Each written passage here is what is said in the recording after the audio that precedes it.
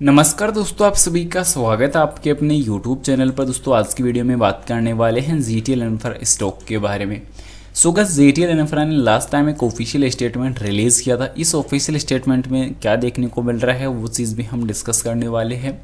साथ ही साथ दोस्तों इस स्टॉक पे उतार चढ़ाव किस लेवल देखने को मिल रहे हैं, आखिरकार दोस्तों इस स्टॉक पे क्यों गिरावट हमें नज़र आ रही है, कब तक रिकवरी नज़र आ सकती है, वो चीज़ हम दोस्तों एक ओपिनियन के तौर पर देखने वाले हैं। सजेशन दोस्तों बाई शेयर के लिए कुछ रहने वाला है नहीं, ओनली एजुकेशन पर्पज़ के लिए जानकारी शेयर की जा रही है।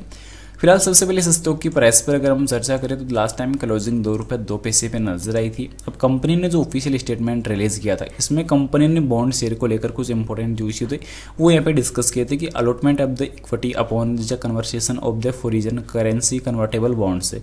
तो कंपनी ने यह बताया था कि विदेशी मुद्रा को परिवर्तनीय बॉन्ड के रूप में इक्विटी शेयरों में आवंटन किया जा रहा है, जिसमें दोस्तों देखने को मिल रहा था कि कंपनी ने अपने जो अभी तक दोस्तों जो आवंटन किया है तो कंपनी की जो बोर्ड समिति थी उसमें अभी के टाइम जो शेयर अलॉट हुए हैं वो 20,90,948 इक्विटी शेयर दोस्तों कंपनी ने बदले हैं।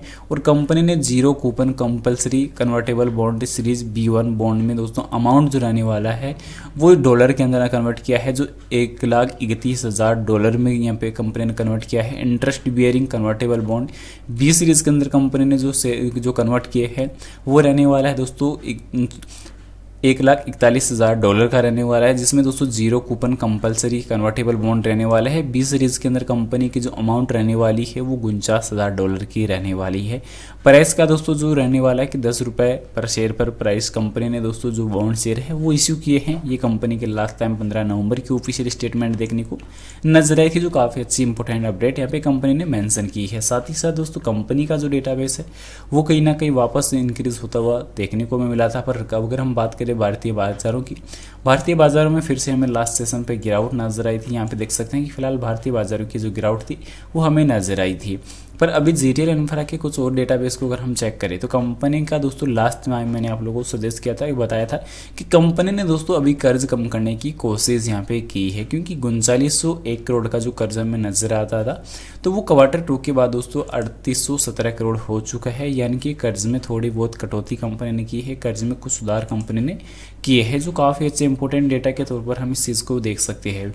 अब कंपनी का दोस्तों फ्यूचर प्लानिंग के लिए कुछ देखने को मिल नहीं रहा, पर कंपनी की जो सर्विस ऑफर्ड करती है कंपनी कि enable telecom operators to host their active equipment side by providing space in shelters optimising height of mountain antennas towers. Company tower provide करने का काम करती है, ये चीज़ हम सब लोग को मालूम है।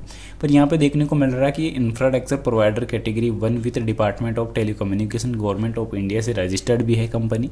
उसके बावजूद कंपनी को लगातार दोस्तों जो मेजर इश्यूज देखने को मिल रहे हैं, क्योंकि कंपनी को लंबे वक्त से कोई प्रोजेक्ट मिल नहीं रहा है। साथ ही साथ मैं आप लोग को बता दूं कि central bureau of investigation CBI द्वारा दोस्तों कंपनी के ऊपर दोस्तों 16 अगस्त 2023 को CBI में जो केस था वो रजिस्टर्ड हुआ था। ये चीज़ भी मैं आप लोगों को क्लियर कर दूं, क्योंकि कंपनी ने जो public service and unknown person के स्टार्ट दियर के अनुसार कंपनी के ऊपर जो केस था वो रजिस्टर्ड किया गया था। अभी तक उस चीज़ पर दोस्तों कंटिन्यूसली जो है कुछ अपडेट देखने को मिली नहीं है। पर मेन चीज़ ये भी देखने को मिल रहा है कि कंपनी की जो लगातार जो मेजर इशू रहे हैं कि 14 टेलीकॉम कस्टमर जो थे जो कंपनी को लीड करते थे वो कहीं ना कहीं कंपनी से शट डाउन हो चुके हैं, एग्जिट हो चुके हैं, जिसमें कंपनी के पास दोस्तों 14,000 टावर्स की जो सर्विस थी वो कंपनी से लेते थे। उसके बावजूद मोर देन अगर हम बात करें तो 50% जो कंपनी का टोटल पोर्टफोलियो था वो कहीं ना कहीं ड्यू होता हुआ भी नजर आया है। ये चीज़ कंपनी के दोस्तों कुछ जो मेजर इश्यूज में देखने को भी नजर आ रहे हैं। साथ ही साथ कंपनी का लास्ट टाइम Q2 का जो रिजल्ट थे वो हमें नजर आए कि कंपनी का लॉस होता हुआ नजर आया 214 करोड़ का। पर अभी मेन चीज़ ये रही कि कंपनी का दोस्तों जो कर्ज था वो रिकवर हुआ, ये चीज़ इंपॉर्टेंट निकल के आई है। साथ ही साथ कंपनी का पब्लिक होल्डिंग अगर देखा जाए तो वो बढ़ा है, क्योंकि कंपनी की DI की जो इन्वेस्टमेंट थी वो यहाँ पे घटी है। साथ ही साथ यहाँ पे FI की जो इन्वेस्टमेंट थी वो भी कुछ ना कुछ चेंजेस हमें नजर आए हैं। तो ये चीज़ हमें काफ़ी ज़्यादा देखने को नजर आए हैं, क्योंकि FI की इन्वेस्टमेंट में भी गिरावट नजर आई है। और कंपनी के अंदर अगर हम देखते हैं तो कंपनी के जो प्रमोटर्स की जो होल्डिंग थी वो हमें देखने को मिल रही है। सेम टू सेम कोई चेंजेस अभी देखने को मिलने वाले हैं नहीं। तो यही कुछ चीज़ें इंपॉर्टेंट इंपॉर्टेंट थी कि कहीं ना कहीं कंपनी के जो उतार चढ़ाव थे वो नजर आए। पर अभी भारतीय बाजारों की अगर हम खासकर बात करते हैं तो भारतीय बाजारों पर भी इस चीज़ का जो इफेक्ट है वो कहीं ना कहीं देखने को मिल रहा है कि भारतीय बाजारों पर भी अच्छी खासी क्रेज देखने को मिल रही है।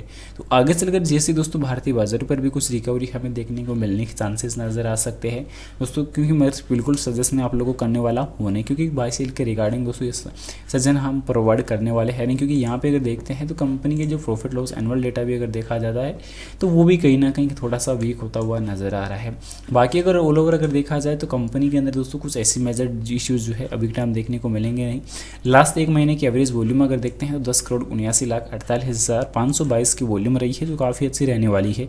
कंपनी का लास्ट 1 ईयर के अंदर रिटर्न 83% रहने वाला है और कंपनी के डेटाबेस में कहीं ना कहीं जो उतार चढ़ाव थे वो भी हमें नजर आने वाले हैं। फिलहाल उम्मीद करूंगा जानकारी आप लोगों को पसंद आई होगी। पसंद आती वीडियो को लाइक कर देना, चैनल पर नए हो दोस्तों चैनल को सब्सक्राइब कर देना और जानकारी को ज़्यादा से ज़्यादा शेयर जरूर से कर देना। सबसे इंपॉर्टेंट चीज़, बाय सेल के लिए कोई रिकमेंडेशन सजेशन नहीं रहने वाला। इन्वेस्टमेंट करने से पहले अपने फाइनेंशियल एडवाइजर की सलाह जरूर ले या खुद की पर्सनल डीप रिसर्च जरूर से कर ले। Thanks for watching this my video. जय हिंद, जय भारत, वंदे मातरम।